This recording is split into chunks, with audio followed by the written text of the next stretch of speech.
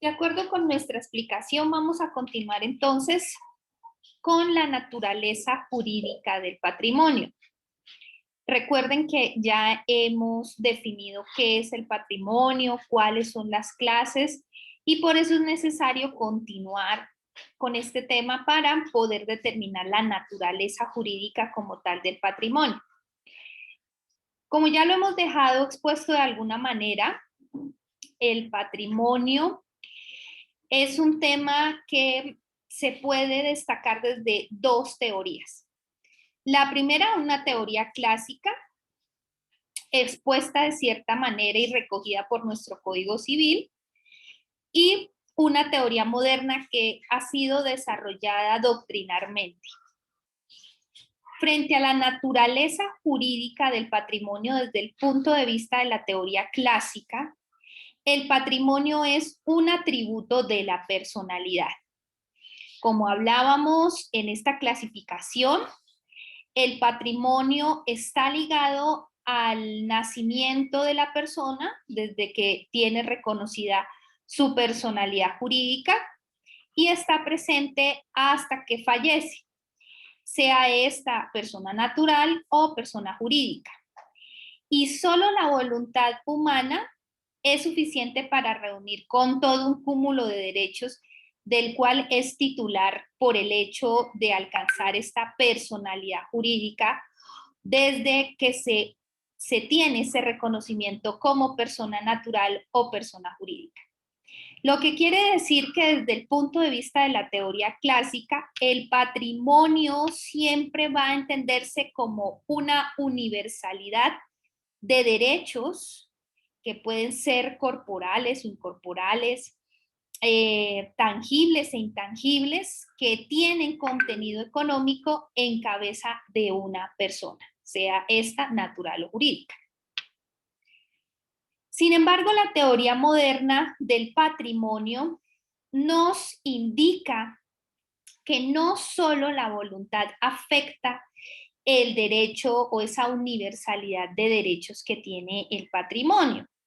Es decir, que el patrimonio, aunque en la teoría moderna sigue siendo una universalidad de derechos, en donde están de por medio bienes corporales o incorporales, se fundamenta en que en la voluntad no afecta como tal el derecho, este derecho.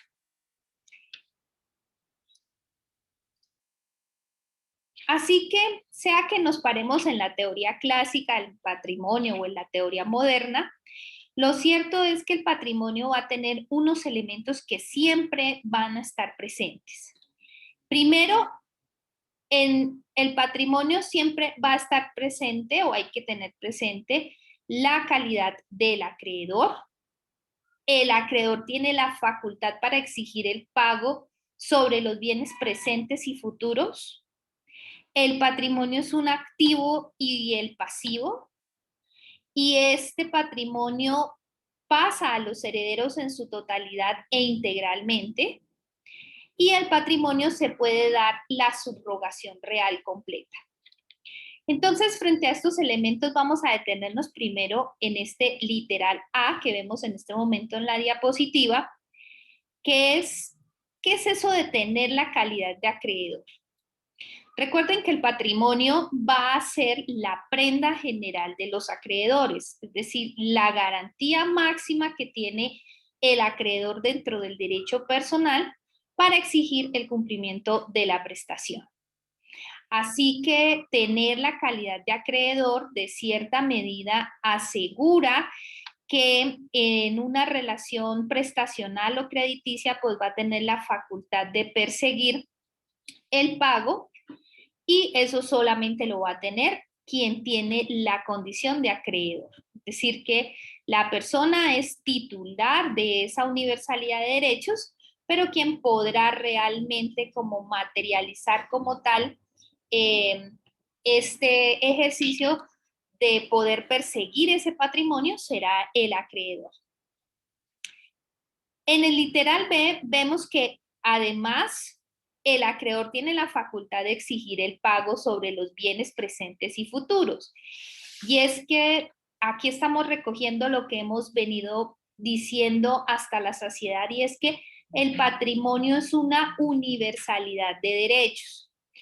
Esos derechos que se tienen sobre unos bienes, pero esos bienes pueden ser presentes, es decir, en este preciso instante están en cabeza de alguien, o también pueden llegar a estar en cabeza de alguien. A eso hace relación a esos bienes futuros. Así que el acreedor, en una relación crediticia, tiene la facultad de exigir el pago de esa prestación sobre los bienes presentes y futuros, no solamente los que actualmente posea, sino los que con posterioridad pueda llegarse a tener, y eso constituye patrimonio.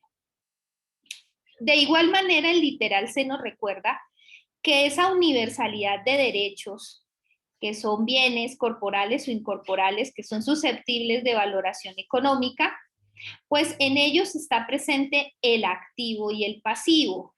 Es decir, que el patrimonio no es ningún ejercicio matemático de resta entre lo que se tiene y lo que se debe, como podría pensarse en las ciencias administrativas y contables.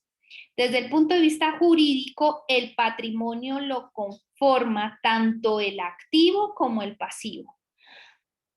Y en ese orden de ideas, esa universalidad de derechos que compone el patrimonio no termina con el fenecimiento de la persona, sea natural o jurídica, sino que el mismo pasa a su totalidad a los herederos. Allí los herederos podrán confundir el patrimonio que van a recibir con su propio patrimonio, o podrán hacer uso de una clasificación del patrimonio, que es el patrimonio separado, ya lo vimos, en donde a través, por ejemplo, de la figura de recibir la herencia con beneficio de inventario, se genera la separación como tal del patrimonio del causante y del heredero. Sin embargo, en principio, el patrimonio pasa a los herederos en su totalidad e integralidad. Ya será el heredero quien tome la decisión si desea confundir sus bienes con los del causante o si desea mantener esos bienes separados. Y frente al literal de, en el patrimonio, se puede dar la subrogación real completa. Y es que esta es una figura que iremos a trabajar un poquito más adelante y por eso no me voy a detener aquí. Vamos entonces a ver las características del patrimonio. Estas características lo que denotan son la esencialidad del patrimonio. Esa universalidad jurídica, esa universalidad unida que emana de la persona desde el punto de vista de la teoría clásica, porque es un atributo de la personalidad, que tiene este conjunto de derechos, derechos que son susceptibles de valoración económica, que son pecuniarios.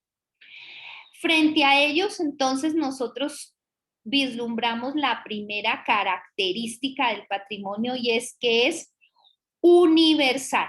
Esa universalidad es lo que compone ese conjunto de derechos que pueden ser avaluables en dinero, que se encuentran en el patrimonio formando un todo. Y es que de allí se desprende, por ejemplo, el hecho de que el activo patrimonial y el pasivo patrimonial están íntimamente unidos. Yo no puedo ver el patrimonio, como lo veíamos anteriormente, únicamente basándome en los activos, sino también tengo que ver los pasivos. Eso también nos precisa un poco lo que nos dice el artículo 2488, cuando dice o cuando expresa la persecución de los bienes del deudor.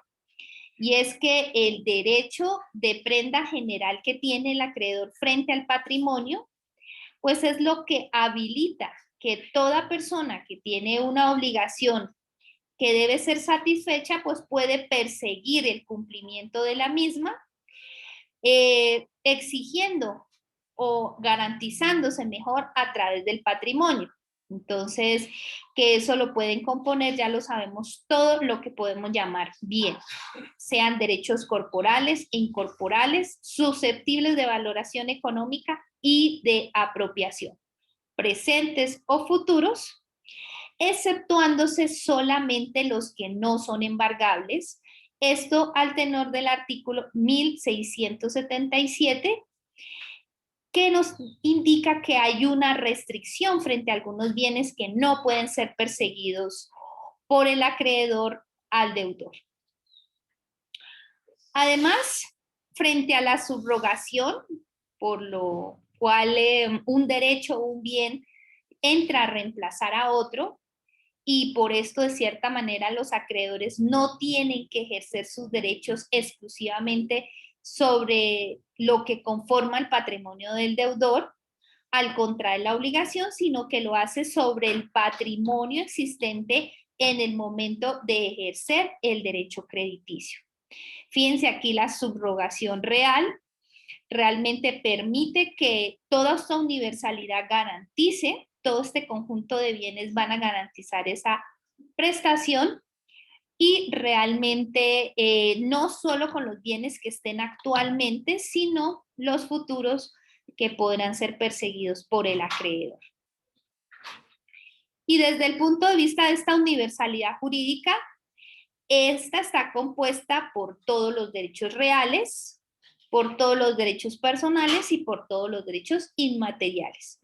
Todo eso es lo que va a conformar esa universalidad, que de alguna manera es lo que nosotros iremos a estudiar en qué es lo que compone realmente pues todo este patrimonio desde el punto de vista de los bienes.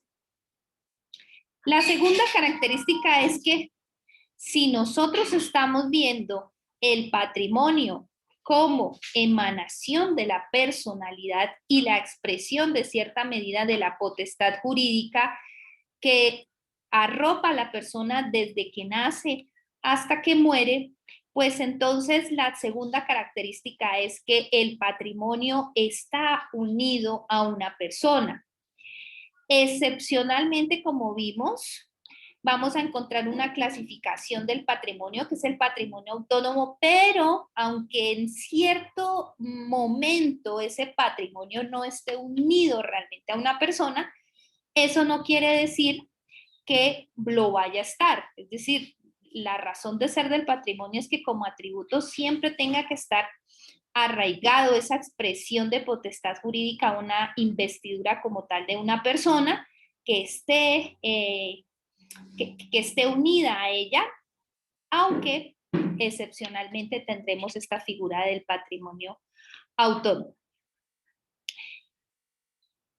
Eso de tener ese lazo de cierta medida casi que inescindible entre el patrimonio y la personalidad, pues a veces lo que llega es a equipararlo, ¿no? Realmente esas nociones nos llevan desde luego a varias conclusiones, y es que si está unido a una persona, pues el patrimonio es uno y es único.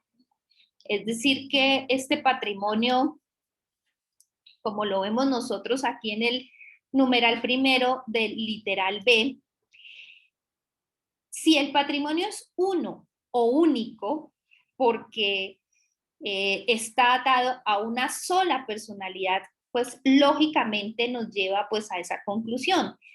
En este punto habría que tener en cuenta que existen unos patrimonios, los mismos llamados patrimonios, que aunque aparentemente están sin una persona, en realidad van a entrar o van a ser parte del patrimonio de alguien. Entonces, aunque excepcionalmente estén ahí como en el limbo, como les decía, ya realmente llegan a estar en cabeza de alguien.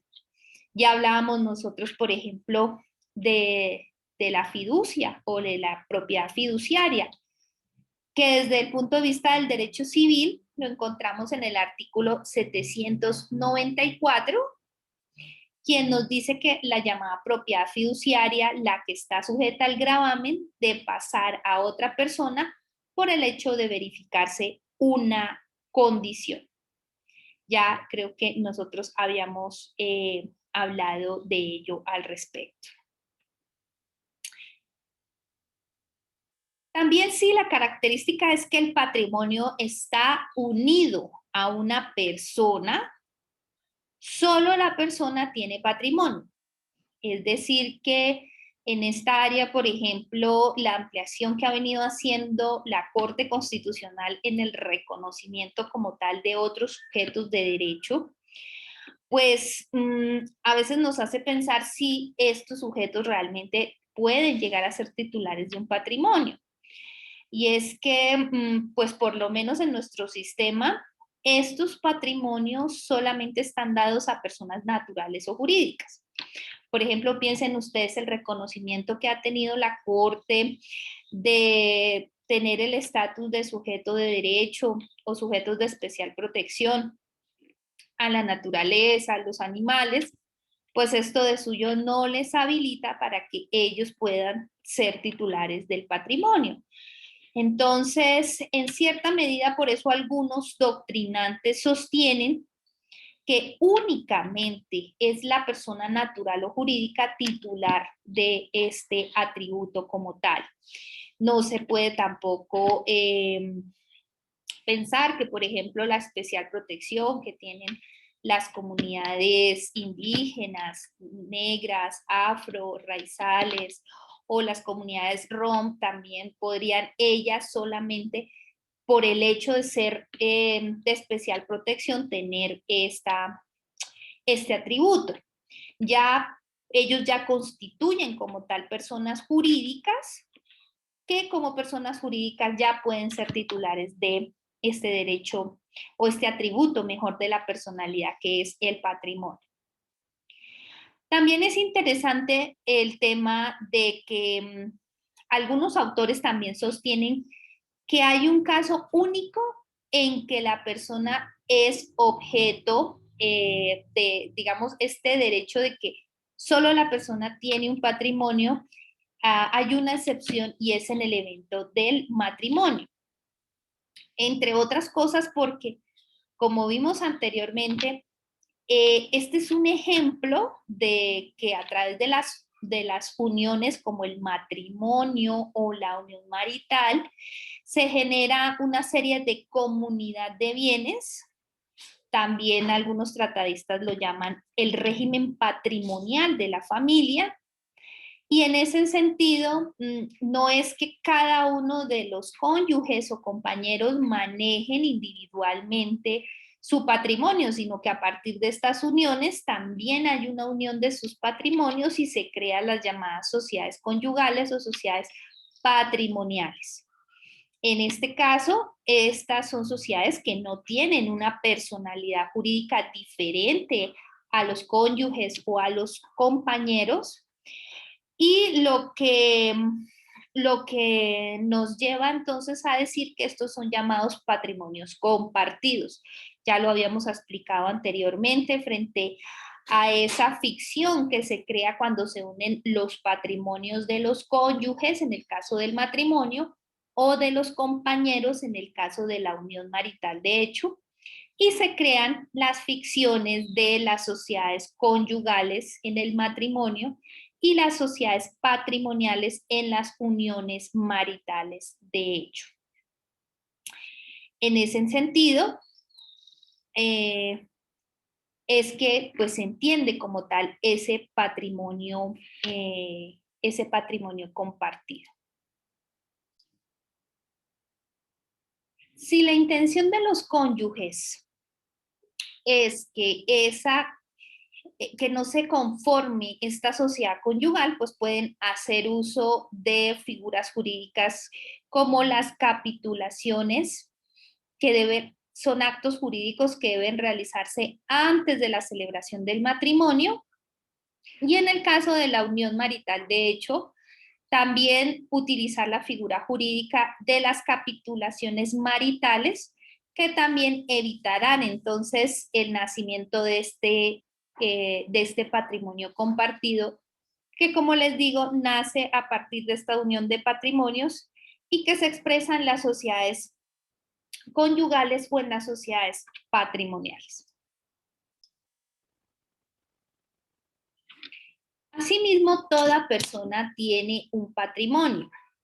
Eso se traduce en la posibilidad que tiene la persona de recibir bienes económicamente valorados y la posibilidad de que estos, de alguna medida, si se vulneran algún tipo o hay alguna violación en el respeto de estos un irrespeto de estos bienes, pues implica de cierta medida una indemnización de tipo monetaria. Además, no se puede concebir el patrimonio como, digamos, una figura jurídica autónoma. Recordemos que de cierta medida nuestro Código Civil se basa desde el punto de vista de esa teoría clásica en el que el patrimonio está siempre como ligado al tema de la persona. Toda persona tiene un patrimonio. No, el patrimonio no es una figura como tal autónoma. Entonces, pues no se puede concebir como tal una persona que tenga personalidad jurídica y que no pueda ser susceptible o no pueda ser titular de patrimonio. Bajo este principio, pues ese patrimonio no es solamente únicamente recibir desde el punto de vista de que esa recepción de bienes pues lo que haga sea acrecentar sus activos, sino que también el patrimonio, como lo componen los pasivos, pues también hace parte todas aquellas obligaciones de las cuales puede llegar a ser titular la persona natural o jurídica.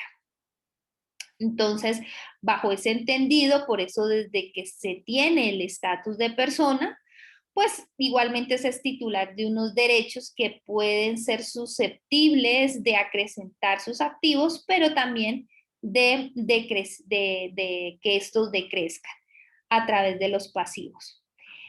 De allí la posibilidad de exigir esos derechos de contenido económico a favor, pero también la obligación que existe de cumplir con esas obligaciones o esas deudas, también en el entendido de que existe esa obligación, obviamente, de satisfacer la prestación a través del pago.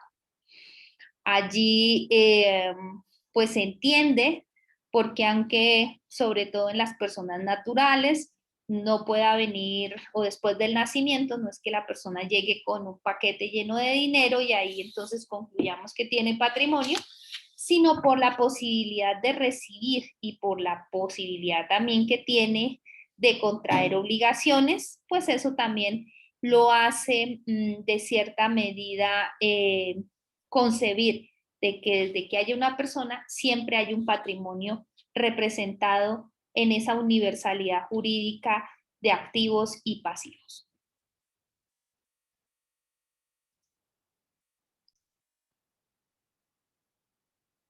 La tercera característica es que solo contiene derechos y obligaciones de carácter pecuniario y eso es lo que se puede denominar como patrimonio. Es decir, que todo lo que sea apreciable en dinero, todo lo que sea valorado económicamente, como los derechos personales que nacen de la relación acreedor y deudor, los derechos reales o la relación que tiene la persona con los bienes, y los derechos universales que se encuentran, por ejemplo, en los derechos de herencia, las sociedades, la sociedad conyugal, la sociedad patrimonial. Estos son los que se pueden llegar a considerar que son derechos y obligaciones que tienen un carácter pecuniario y que hacen parte de lo que se puede denominar patrimonio. Si hemos considerado que en cabeza de persona natural o jurídica se puede aprovechar o puede ser titular de este patrimonio, recuérdese asimismo que de cierta manera también los derechos extrapatrimoniales, como los derechos personalísimos o los derechos de familia propiamente dichos, aunque en principio no son avaluables en dinero, si llega a haber alguna violación de estos derechos extrapatrimoniales, puede llegar a haber una compensación o tasarse algún tipo de contribución económica para tratar de resarcir esa violación.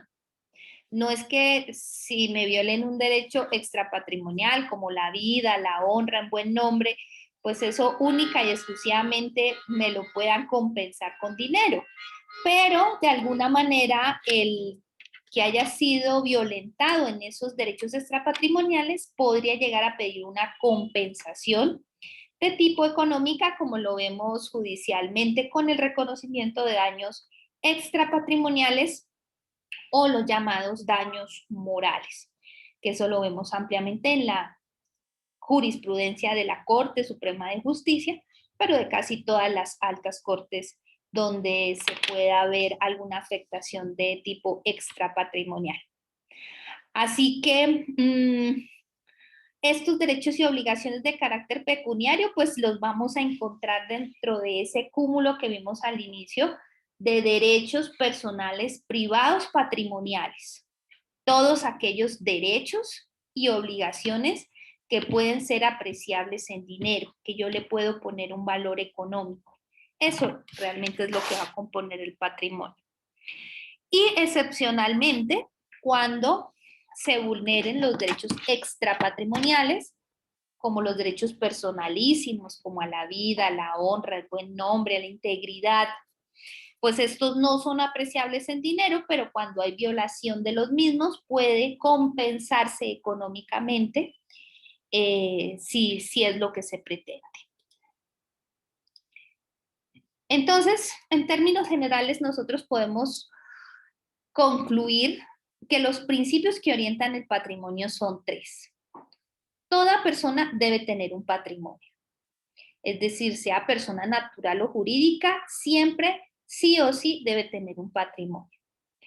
Segundo, solo la persona natural o jurídica pueden ser titular del patrimonio, ya lo explicamos. Y C, la persona solo puede tener un patrimonio. No puede haber una pluralidad de patrimonios en cabeza de uno solo.